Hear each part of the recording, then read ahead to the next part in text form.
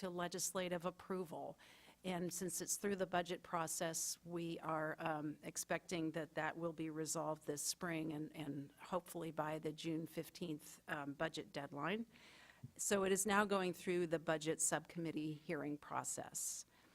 We have had a lot of work to date on this, including task force meetings, which I want to thank each and every one of you for attending at least one of those meetings. Your enthusiasm and your eagerness to attend were very much appreciated. Board Chair Marcus attended all but one meeting, and that left another slot for each of you, and we managed to get you each in, and I wish you could have all attended all of them. They really were good discussions. We had a broad range of interests in this task force. 33 different members attended, everybody from water agencies, as would be expected, to environmental justice representatives. Nonprofit environmental groups were represented, as were some legislative staff, and also the local public health officers and the directors of environmental health, CCDEH. And I'm sure I probably omitted somebody, but it was a water reuse as well. It was a good discussion. This task force had a series of meetings that focused on these topics.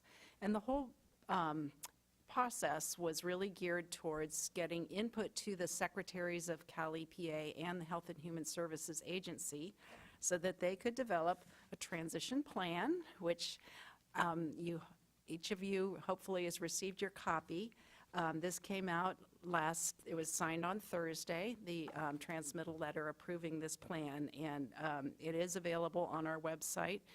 I wanted to call people's attention to that. It's our homepage, waterboards.ca.gov/drinking water.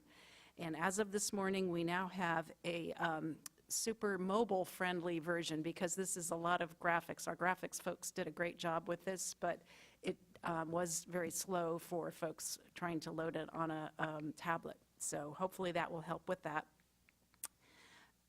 I'm going to go over some of the basics of the proposal, but first I want to talk about why the administration is so interested in this transfer. The primary vision is really to consolidate all water quality management into a single department at the state level. And the idea is to protect groundwater and surface water quality from source to tap, to have a single agency that is responsible for that, also ensuring that the public knows who to hold responsible for that. And of course, we have a natural connection with our regulation of discharges of waste to protecting the water quality that is eventually served to the citizens of the state. Another purpose was to continue the financial assistance program that the Department of Public Health implements, especially the Safe Drinking Water State Revolving Fund, SRF, and especially to focus on getting financial assistance to disadvantaged communities who have such significant infrastructure needs in their water and wastewater sectors. And the idea here is to encourage a single one-stop shop for water infrastructure financing needs. And also, I think this really speaks to water recycling. As we heard about earlier today, this is a state goal, and having a single agency that would be responsible for issuing of permits and ensuring the public health protection from recycled water, I think would facilitate our state's use of recycled water. So some specifics of the proposal. It is to be a division of drinking water at the State Water Board, and so this would not be implemented by the regional water boards. This is a statewide protection level. There's statewide MCLs. There's no real basin considerations that go into this. So the regulatory program would be done again through a division of drinking water at the State Water Board.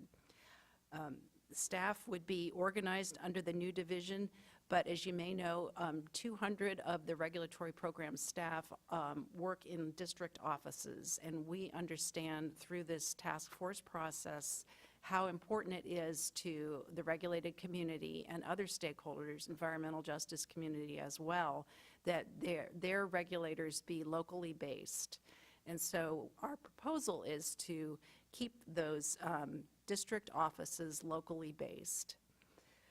The district office staff would maintain their close ties with the water systems and the community, and also continue to assist water systems as they do. The new division would have a deputy director that would report directly to the executive director, and this would provide a high profile for the program, meaning that there would be not layers and layers to go through, but direct access to the executive director and, of course, to the board itself. The one thing we heard about very loud and clear from the task force is the need to maintain and ensure public health in the transfer, and to address this, we have a requirement that the director have expertise in public health. So we understand that that is critical, and we view that as a serious commitment that the board would be making to maintain that public health expertise. The existing drinking water permits would continue, and the legislation that's been worked on with the Office of Chief Counsel, basically, if approved by the legislature, would continue all the functions of the program, from their responsibilities for setting MCLs, any existing regulations, all of those sorts of requirements would continue seamlessly if the trailer bill language is approved. And so the permits would also continue. If there was a need to modify a permit, then that permit issuance would continue to be delegated as it is now down to, I believe it's to the district engineer level. And an important point from the task force is that we are proposing that the permits not be able to be petitioned to the state water board, the drinking water permits. That was something they felt fairly strongly about. Turning to compliance and enforcement, there again, the existing system of delegating down to the district engineers, we would propose to continue that. However, enforcement orders could be petitioned to the state board. That again is at the request of the task force members. And I should say not all task force members agreed with everything. This was really more of a it wasn't a consensus process, but it was a process for us to listen and hear input, and for the secretaries to weigh what they had heard and make the call in this transition plan proposal. There is also the proposed authority for the State Water Board to have the authority to issue recycled water permits. Right now, that is something that rests with the regional board, and the proposal would allow the new deputy director to actually issue the permits for recycled water for potable reuse. And that would pave the way if someday in the future the state decides to go towards direct potable reuse. Of course, it would make it much easier to have a single permitting entity. Another important aspect of this proposal, as I mentioned earlier, is the financial assistance piece. And here is a way in which we would be planning to deviate, because what you've heard so far is really we're continuing the same sorts of approach and philosophy towards regulation. For financial assistance, we are proposing to do it differently. We see great synergies to be had between the drinking water SRF and the clean water SRF. And so we would be proposing that a better alignment be made between the drinking water SRF and the clean water SRF in terms of state law. There's state statute that provides a lot of constraints on the drinking water SRF that we do not have on the clean water SRF. And if I'll use an example, the very issue you debated this morning of the interest rate. In the drinking water SRF, that is specified in statute at 1/2 the general obligation bond rate, and there's nothing that they can do to alter that, even if there's a good reason to, like there's a drought and we want to get recycled water projects going. So we would be proposing to align the state statutes so that there weren't those same constraints hampering the drinking water SRF.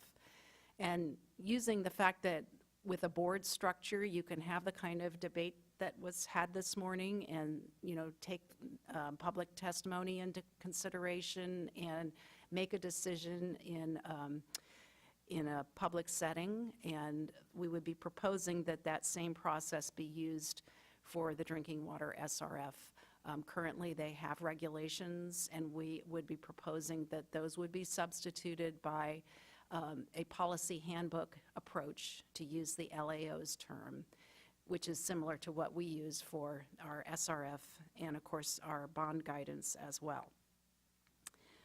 So I wanted to just wrap up, unless there's questions, of course, with the fact that we've concluded this transition plan with a special section called Beyond Water Program Integration. And I think the important point of that conclusion is that while we feel, and the administration feels strongly, that there are benefits to be had from having a single water quality state agency, that won't in itself solve all of the drinking water problems. We will still have the issues of the long-term technical, managerial, and financial capabilities of small systems, the so-called TMF.